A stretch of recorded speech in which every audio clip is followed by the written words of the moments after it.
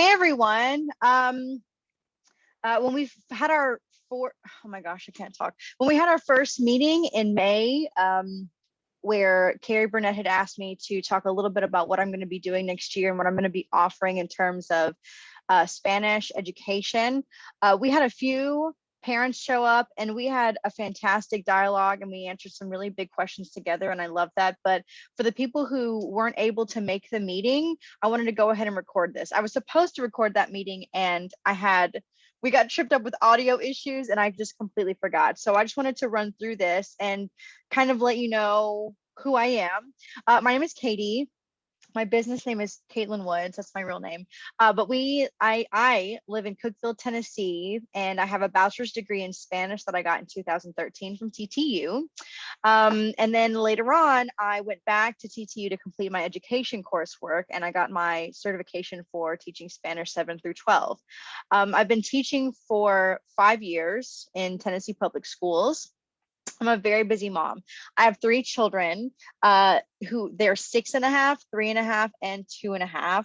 And I've had a long time interest in homeschooling. I can't wait to meet some of you folks and to just pick your brains. I'm really privileged and just like giddy that this is my first year that I'm going to be homeschooling my own child. My oldest, he's 6.5. And man, I'm just excited to finally be really stepping into this world. So, oh, and I'm the founder of the SLA Cafe, which I'll explain in just a few minutes. These are my babies. We've got Phoenix here. He loves animals. It's always been all about animals. So we plan to do that a lot, do a lot of field trips and things, and working with local farms at home for homeschool. And his younger brother Tristan is 3.5, and this is our little baby Kira. She's 2.5 right now. They're my sweethearts. So let me just tell you a little bit about what is going on this year for me. So in December of 2020, I published some materials for other language teachers to teach the way that I teach. It's called CI, or Comprehensible Input, which I'll explain later. But I published these materials in English, Spanish, and German. But recently, and especially with the motivation from Carrie, the business is evolving to now I'm going to be teaching and tutoring in foreign language with using CI and TPRS methods, again, which I'll explain later. So I personally teach Spanish classes, but I'm also developing a German curriculum that will be used by German teachers who teach with the same methods that I do. In fact, I have a meeting this week with the German teacher at CHS, and we're going to put together her year's curriculum. And I'm just so jazzed about it. But I also have consultants who are not officially associates of the SLA Cafe as a business yet, but I have resources. If you have a child who wants to learn a language other than Spanish, if they would like to learn French, Russian, German, or Chinese, I have consultants who are educated in these methods and would be able to give your student lessons or classes through the SLA Cafe. So it's kind of a conglomerate. I also lead professional development workshops to teach other teachers how to do these techniques because they're really effective. I can't wait to talk to you guys about that. And of course, I also offer interpreting and translating for businesses. I have businesses talk to me about that all the time. If you were here and I weren't talking to just a blank screen with nobody, I would ask you, what do you remember from your foreign language classes? A lot of people were required to take foreign language in high school. I'm going to fill in the gaps here. What I remember and how I learned. Now, I went to Livingston Academy and I took Miss Upton for German. And I remember it was pretty traditional, pretty basic. Every week or so, or every 2 weeks, we have a unit, and there's a category like clothing, and we would memorize 50 articles of clothing and cram and flashcard, and then we would have a test on Friday, and then that would be it. We would go on to the next thing. We wouldn't have to remember it. I also remember having to conjugate verbs over and over and over again. Ich bin, du bist, es ist, wir sind, ihr seid, sie sind, die sind. unfortunately, what I learned in her class, I've not really been able to apply in real life all that much. Now, yeah, it was completely out of context. I will say that something that I enjoyed about my language class is that she was open to some suggestions from students, me, uh, to do fun things that were relevant. Like, hey, let's pick our favorite movie line and translate it into German and then see if the class can get it. Or let's make a play. Let's do a puppet show and create our own play using the language that we've learned. Let's use it. Let's have fun. How proficient are you now? I mean, some people really went on and continued their foreign language education. I did. This was my thing. I remember some very basic German and not the German that I learned in my high school class. That's what I'll say. So I don't want to get too nerdy here with you, but I just want to go over something that is very distinct about what I do as a professional. It's just very different. It's very different from what most language teachers are doing right now. Now, there's a huge movement, and we are, as a community, there's a lot of movement transitioning into these newer methods and not doing the traditional stuff. But I just want to explain a little bit about what's going on there. So this guy right here, Dr. Stephen Krashen, he is a linguist and he's an education researcher. And he, I would say, is probably the most prominent voice in our community. And he did a lot of his research in the 70s and 80s, which is not all that recent. Like, this is not all that newfangled, but people are just not, I don't know why they're not interested in what this man has to say and applying his methods that he suggests. But he's got a whole theory and hypotheses, etc. But like I explained a minute ago about how I learned German, and probably how many of you might have learned foreign language, it's the rote loop. And this happens a lot in public school. Basically, you prepare, you learn, take the exam, forget, prepare, learn, take the exam, forget. It goes in this cycle of rote memorization. It's not effective. And if you have a student who actually wants to learn to be proficient in another language, it's not going to do it. Now, what this looks like I mentioned, is flashcards, conjugations, writing 50 conjugations just over and over, learning for the test, and then blank slate, gone. So I forgot to mention this, in Dr. Krashen's theory of second language acquisition, or SLA, he breaks it down to where there's two kinds of learning a language. There's learning, where you try to make it happen by the rote memorization, the flashcards, the conjugations. And then there's acquiring a language, which is what I do in the classroom. So acquiring a language is where it's happening naturally. It's a passive process, and you're learning your other language basically like you learned your first language as a baby. And we do that. How that looks in the classroom is I use the target language, in my case, Spanish, all the time. 90% of classes are me speaking Spanish and the kids listening in Spanish, and not using English to talk about Spanish. That's a key. So how do we accomplish this? How does anybody learn anything if I'm only speaking in Spanish? The goal there is to keep it comprehensible for the students. So comprehensible input, CI, that's the kind of classes that I teach, CI classes. And that's supported by, or really based on, Krashen's input hypothesis. And basically what that means is a person will be able to use a language once they've received enough input that they understand. I also employ TPRS methods, which is teaching proficiency in language through reading and storytelling. Instead of learning a bunch of vocabulary out of context, everything is hyper in context because we are learning in stories. First week of Spanish class, we learn 3-4 main structures, and day 2 or 3, the students are seeing those structures in paragraphs, in little paragraphs that they're able to understand. In storytelling is key. So we focus on reading and listening, and then writing and speaking will develop over time after they've had enough, hearing it enough through listening and seeing it enough through reading. TPRS was developed by Blaine Ray, and it's also based on the work of Dr. James Asher. So in my class, what does this look like? Like I mentioned just a minute ago, in a unit, we focus on 3 to 5 core vocabulary at a time, not 50 vocabulary words. We interact with that core vocabulary through listening and reading, stories, and CI games and activities. I'm a big game person. I'm also a huge music person.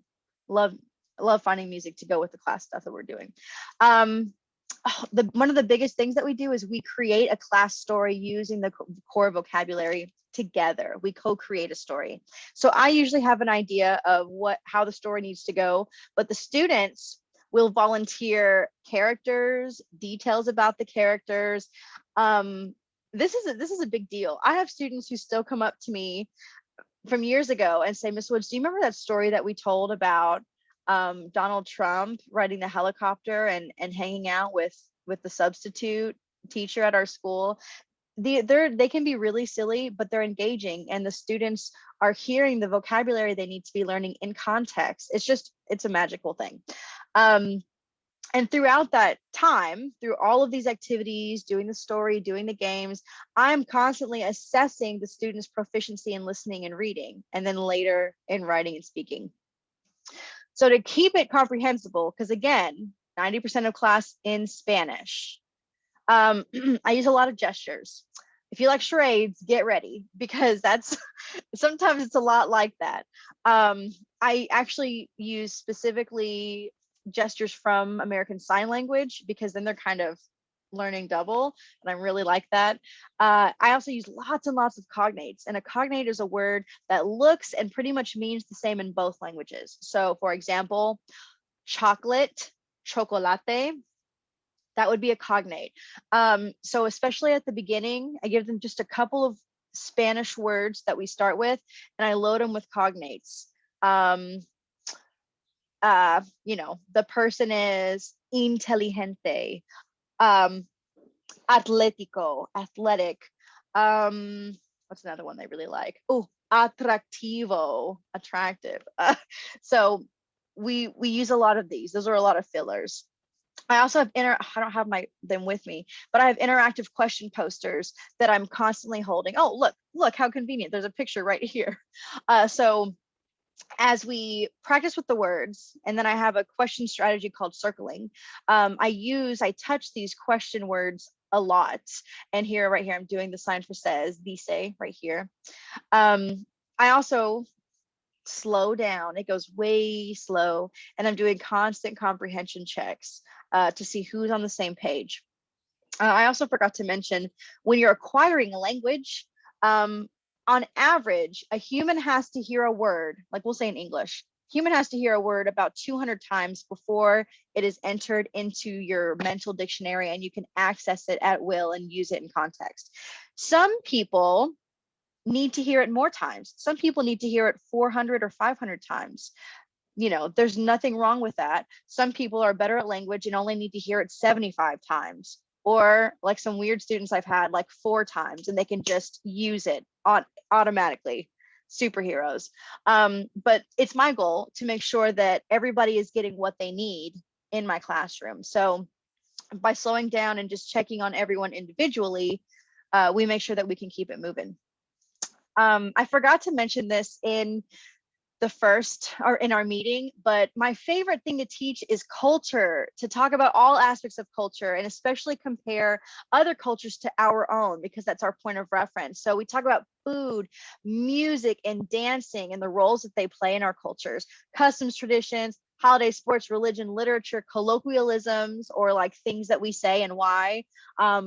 I always tell my students about when I moved to this area from Florida 13 years ago, I made a friend named Savannah, and she said the most beautiful, colorful things. And I didn't know I was a linguist yet in high school, but I would just watch her say these amazing, I'm sure you guys are thinking of some amazing like Southern sayings that your grandparents always said that are very interesting and colorful. I love them. Anyway, I love to talk about that stuff. And we, like I said, do a lot of comparisons. I also make a point to talk about these cultural things in Spanish, not English. That's key. So here there are some pictures of me. This is from college. I was the president of the Spanish club, and we threw a Day of the Dead fiesta. Right here, I had just got back from Colombia. I studied, I forgot to mention that. I studied for a summer in Colombia, which was awesome. And here we are at WOW, Windows on the World, at our Spanish booth. This is Jamili. She's the Spanish teacher at Upperman High School. Anyway, very small, nice community. Teaching methods. These were actually some questions that came up. I'm really grateful to my parents who were with me in the meeting. This is a standards-based course. So in the state of Tennessee, we adopted standard. I don't know if you really care about this anyway, but we adopted the standards that are the World Readiness Standards for Learning Languages. It's national. They're really cute. It's 5 C's and they're all color coded. So I love them. But my curriculum that I use is based on those standards. That being said, if your middle school or high school student takes a course with me, they absolutely are eligible for a class credit. Literally, they're going to be getting the exact same material that I'm teaching in public schools. So I don't want that to be a concern. Definitely a thing. If you've heard about me from any of my students, things that you might have heard are that we sing, we dance, we tell crazy stories, we read a novel in Spanish. At the end of Spanish 1, we read a book about a little boy named Brandon Brown. And it depends. Usually I switched up in Spanish too. It kind of depends what we read based on the student's interest or what I feel like we need to talk about. So we watch funny videos. Oh, I love doing our movie talks. We learn about different cultures. We learn actual real sign language, and there are no textbooks. It's all right here. Miss Woods is really extra. Miss Woods cries in class. Sometimes I get excited. There's also a video we always watch on Day of the Dead that I have to talk through in Spanish, and I always cry. Miss Woods loves chisme or gossip. That's been one of my favorite ways to connect with my students is our beginning of class small talk, where we do a check-in. We talk about what day is it? What's the weather? And then it's how are you? And that's the opportunity for my students to tell me what's been going on in their lives in Spanish. And I call it chisme because that's a cultural thing. And Miss Woods has been deported. This has not been confirmed or denied, but my students talk about this all the time and they want me to tell them the story, and it's not true. It's not going to happen. All right. So again, we really ironed out some of these details talking with Carrie and our parents that were in the May meeting, but I offer individual lessons, which could be tutoring. I could be doing my classes with this student, but they would be weekly. We could do in-person or virtual, and they're scheduled according to the 2021 calendar and not a school calendar. So I could be doing individual lessons now. It's important to note that I have my own calendar, and that's published on my website.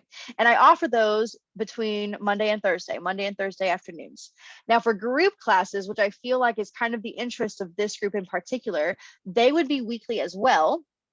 It would be in person. Sorry, it would be in person. Again, scheduled according to the 2021 calendar. And we decided together that Wednesday afternoons were a good time. And I believe that we decided, I think that we would have a class starting at 11:30. Carrie, when I post this, correct me on that. It's either 11:30 or 12. We're going to be doing our high school, middle school, and elementary school classes back to back on Wednesday. And hopefully that's going to save you guys some trips, save me some trips. And our goal is to make sure that we were not conflicting with any like student athlete schedules. So I'm interested in feedback about that, but I thought that those were some really good ideas brought to me by you guys as parents who were in the meeting. I already mentioned students are grouped by elementary level, middle school level, or high school level. I have some questions about this. I think that for elementary, age 5 is a good place to start. Carrie suggested maybe that they should be able to read. I don't even know if that's necessary. I think that they're still going to learn a lot of Spanish even if they can't read yet. And I think that we said, I can't even remember now, my high school levels. Really, I'm going to say this too. The only reason high school and middle school are separated is because I think that high school and middle school students are going to have different interests, which will change their stories that we are co-creating. I have a feeling that the people who like high school students are into, like celebrities or characters, are not necessarily going to be the people who middle school students are into, but I could be wrong. That being said, if we don't have a middle and high school class that makes, we'll put those classes together, no big deal. For the group classes, there have to be a minimum of 5 students and the maximum is 10 students, so that I'm able to keep everybody on track and make sure that everybody is where we need them to be. Here we go. So for prices, a single private lesson, if you want to try it out by yourself, is $35. Monthly tuition for private lessons is $30. A lesson, sorry, price per individual lesson. So $30 a lesson if you have subscribed, I guess you could say, to getting weekly lessons for the month. And the monthly tuition for group classes, if you're enrolled in a group class and I'm seeing you weekly, the price that you'll be paying per individual lesson is $15. So I can't think if there's anything else here. Oh, my contact information. If you have any questions, please feel free to contact me. My business number is 865-245-5129. You can email me at the slacafe@gmail.com. My website is actually up and functioning, which it was not doing about a month ago. So that's exciting. And my Facebook is also live now, which is super cool. And it's just, if you search the SLA Cafe, you'll find me. If you have any questions, please write something in the comments. This is very new for me and I'm just tickled to be doing it, but I am really depending on you guys' feedback here. I would love to hear what your needs are. And you know, I'm just super excited to be in the community, to be a homeschooling mom now, and to kind of be doing what I've been dreaming of doing. So anyway, thank you guys for your time, and I hope you have a good rest of your week. Adios.